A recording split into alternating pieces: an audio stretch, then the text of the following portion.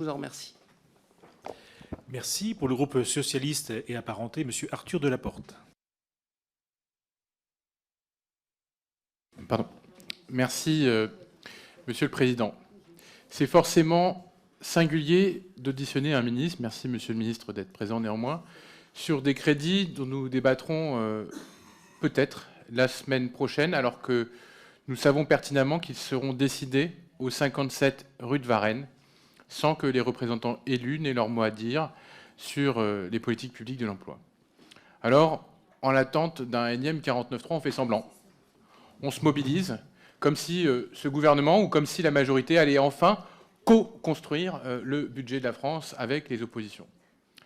Finalement, on a un peu l'impression d'être dans un mauvais vaudeville, une mauvaise comédie, un mauvais sketch, bref. Chaque groupe politique donne son avis sur un budget certes en hausse, mais qui traduit surtout une idéologie, nous dirons, néolibérale, vous le contesterez, le recul de l'accompagnement des plus précaires, le renforcement massif des aides aux employeurs d'apprentis. On pourrait vous rétorquer qu'il y a l'art et la manière. L'art d'enchaîner les 49.3 à rebours de vos promesses de légiférer autrement, en prenant en compte le résultat des urnes. Ça, vous maîtrisez plutôt bien. En revanche, la manière, c'est peut-être peu mieux faire, parce qu'on n'y est pas encore.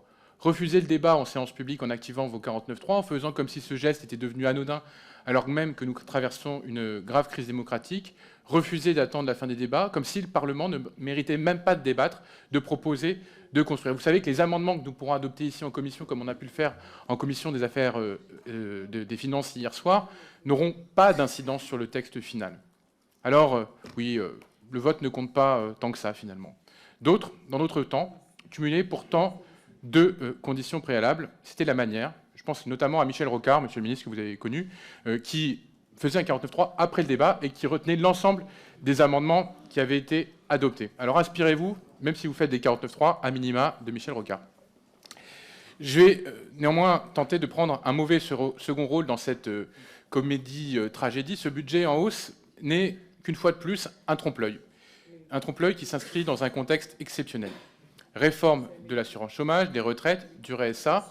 Votre budget ne pouvait qu'être insincère. Alors, monsieur le ministre, comment allez-vous faire tourner votre machine ? France Travail avec seulement 70 millions supplémentaires.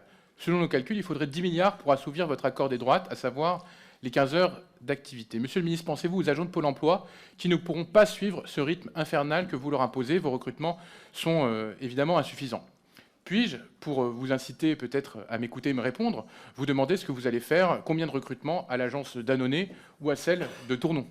Et puis ce budget, c'est encore une fois, monsieur le ministre, j'espère que vous m'écouterez, mais encore une fois l'absence totale de prise en compte des inégalités femmes-hommes, de prise en compte du genre dans le budget, de l'amélioration des conditions de travail et de rémunération des femmes, plutôt qu'abreuver les entreprises, et incitons-les à être plus justes. Enfin, et je vais utiliser la dernière minute qui me reste, monsieur le ministre, pour tenter de vous interroger un peu plus sincèrement que tout à l'heure en hémicycle, sur territoire zéro chômeur longue durée. J'espère que vous serez sensible au vote qui a été celui de la commission des finances hier, et qui sera, je l'espère, celui de notre commission lorsque nous l'examinerons, qui a donné plus de budget à territoire zéro chômeur longue durée. Tout à l'heure, vous avez émis deux contre-vérités. La première, c'est que vous dites qu'il n'y a pas de visibilité sur les trajectoires d'embauche. Partagées. Pourtant, elles sont validées par vos services quand il y a un nouveau territoire expérimentateur, il y a une trajectoire d'embauche et vous l'avez donc connue. La deuxième contre-vérité, monsieur le ministre, c'est que vous dites que territoire zéro chômeur, et j'espère que vous m'écoutez et que vous me répondrez, a toujours sous-consommé son budget. Ce n'est pas vrai. Quand il y a eu des conventions d'objectifs et de moyens, vous avez fixé un budget, il a toujours été rempli, sauf lors du Covid. Donc il n'y a jamais eu de consommation, de sous-consommation, c'est une contre-vérité.